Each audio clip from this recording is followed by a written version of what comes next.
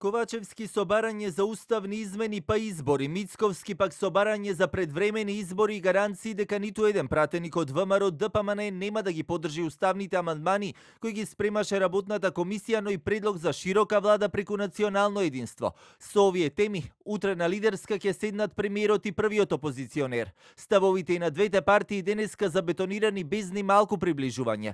Во предворие на утрешната средба, вице-премиерот за европски прашања Маричиќ пак денеска одговарајќи на новинарски прашања вели не сака да ја коментира средбата, но добро е да се изгласаат уставните измени, бидејќи ова барање е неспоредливо помало во споредба со уставното име и ја повика опозицијата да донесе државничка одлука. Само диалогот е најдобро решение и пред да започне процедурата во собрание, логично е да седнат лидерите на најголемите политички партии да поразговараат.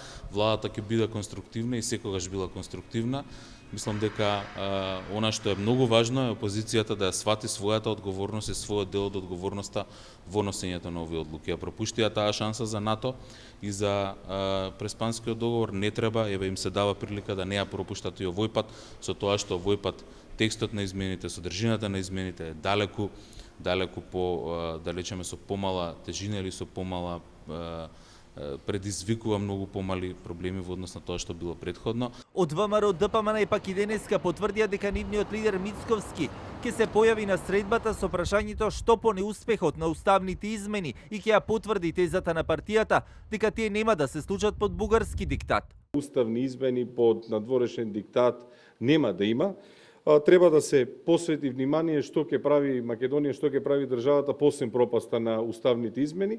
Тоа е едно од прашањата кои се наметнуваат легитимно, меѓутоа нека помине средбата и сите прашања кои што се одговорат соодветно ќе бидат третирани. Дел од аналитичарите пак не ја исклучуваат можноста Мицковски на средбата да дојде со фрлена ракавица за тргување, вели во гостување на Студио 10 аналитичарот Љупчо Зиков. Можеби Мицковски има нешто во рака држи за тргување. Значи и тоа сега тоа го поврзувам со инсистирањето на тетата средба утре. Значи можеби сака да тргува.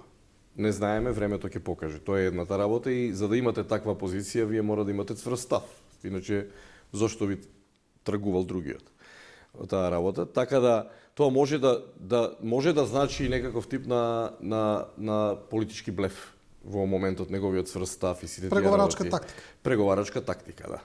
И додека се чека исходот од утрешната лидерска, прашање на најскоро време е кога измените ќе се најдат и на владина седница, откако од Министерството за правда веќе ги доставија предлог уставните амандмани до Илинденска број 2.